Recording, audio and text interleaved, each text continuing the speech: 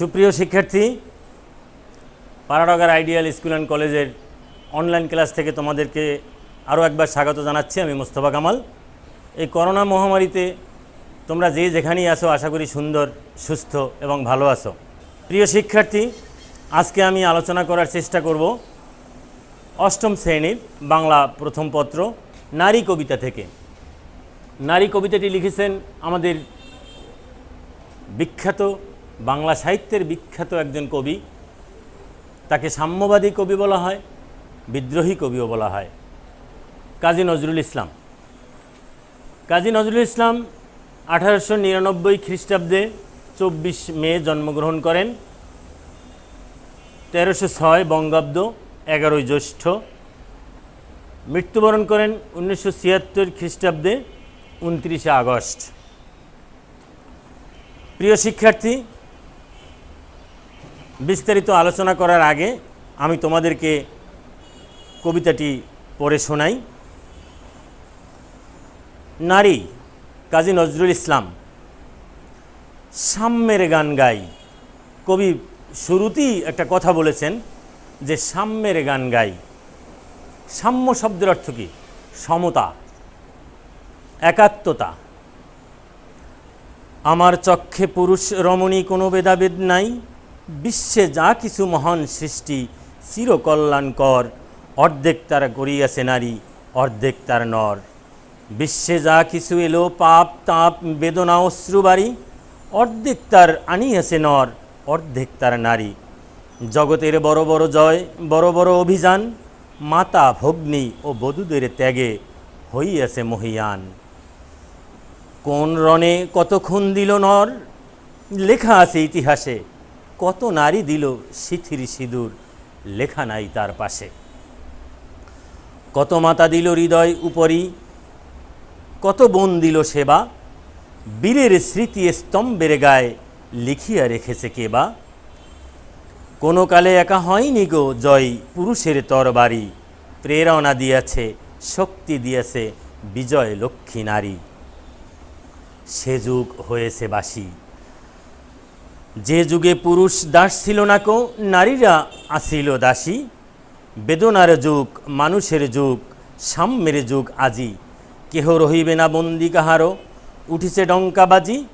নর যদি রাখে নারীরে বন্দি, তবে এর পর যুগে আপনারই রচা ওই কারাগরে পুরুষ মরিবে ভুগে।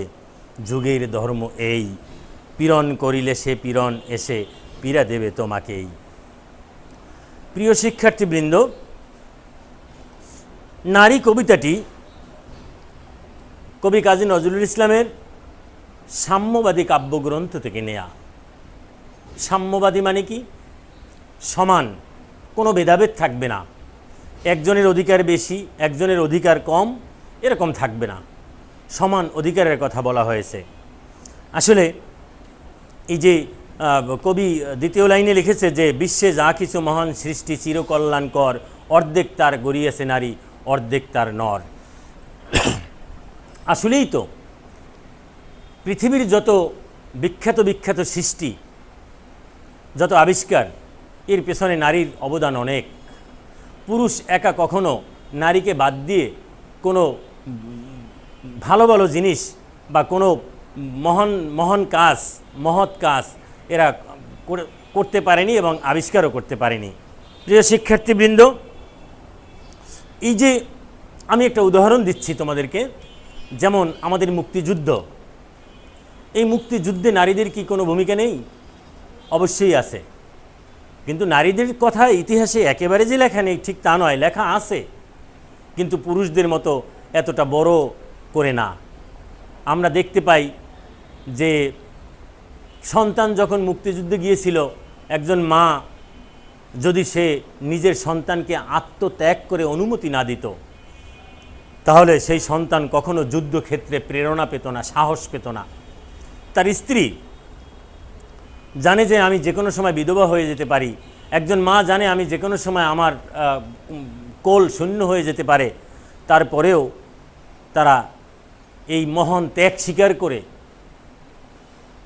ছেলেকে যুদ্ধে পাঠিয়েছে, আর ফেরত নাও আসতে পারে। এখানে কি ওই মা ওই স্ত্রীর কি কোনো অবদান নেই? অবশ্যই অবদান আছে। যুদ্ধক্ষেত্রে তারা শক্তি দিয়েছে, সাহস দিয়েছে, দোয়া করেছে, অনুপ্রেরণা দিয়েছে, যার জন্যই যত বড় বড় জয় এই নারীদের জন্যই ইতিহাসের সম্ভব হয়েছে। প্রিয় শিক্ষার্থীবৃন্দ, কত নারী দিল স্মৃতির সিঁদুর, লেখা নাই তার পাশে। ইতিহাস খুঁজলে দেখা যায় যে যারা পুরুষ তাদের অবদানের কথাটা অনেক বেশি বেশি করে লেখা আছে। হ্যাঁ, মানলাম ওই নারী, ওই মা, ওই স্ত্রী যুদ্ধ করতে মাঠে আসেনি, অস্ত্র হাতে নিয়ে সবাই যুদ্ধ করেনি, তারা বাড়িতেই ছিল, মেনে নিলাম।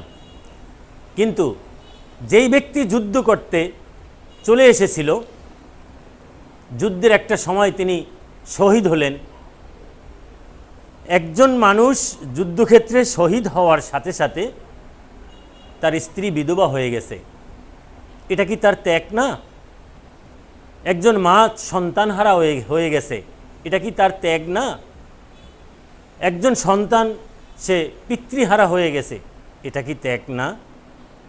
তো কবি বলতে চেয়েছেন যে ওই শহীদ হওয়া ব্যক্তির নামটা যত বড় করে, যত ফলাও করে লেখা হয় ইতিহাসের পাতায়, কেন যারা বিধবা হলো, যে মায়ের কোল শূন্য হলো, যে সন্তান পিতৃহারা হলো, তাদের নাম কেন লেখা থাকবে না?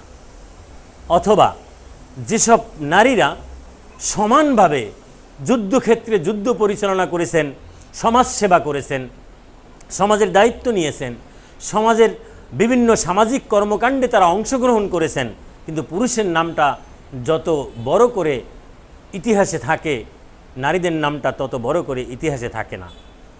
কবি নজরুল ইসলাম এই বিষয়টি এই কবিতার মাধ্যমে তিনি প্রকাশ করতে চেয়েছেন এবং তিনি নারীদেরকে শক্তি এবং সাহসের সাথে বলেছেন, তোমরা চিন্তা করো না, সেই যুগ বাসি হয়ে গেছে, এখন দিন এসেছে পালাবদলের দিন, শোষণ পীড়ন এইসবের দিন শেষ, এখন যুগ আসছে নারী এবং পুরুষ সমান অধিকারের যুগ। তারা একই সাথে কাজ করবে, একই সাথে অধিকার পাবে, একই সাথে তারা বেঁচে থাকার লড়াইয়ে আমাদের সমাজে টিকে থাকবে।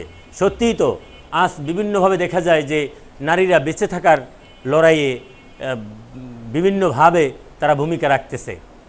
অফিস আদালতে একটা সময় ছিল আমাদের দেশের প্রেক্ষাপটে যে নারীরা বাসার চার দেয়ালের মধ্যে সীমাবদ্ধ থাকবে, তারা পর্দার ভিতরে থাকবে, তারা বের হতে পারবে না। হ্যাঁ, ঠিক আছে, মুসলমান হিসেবে অথবা নারী সত্তা হিসেবে প্রত্যেক নারীর একটা নারী সত্তা আছে, সেই নারীর সত্তাকে সে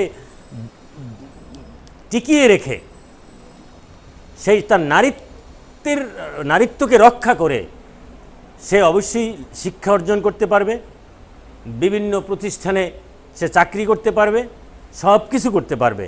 কিন্তু আগে এই অধিকারটা দেওয়া হতো না।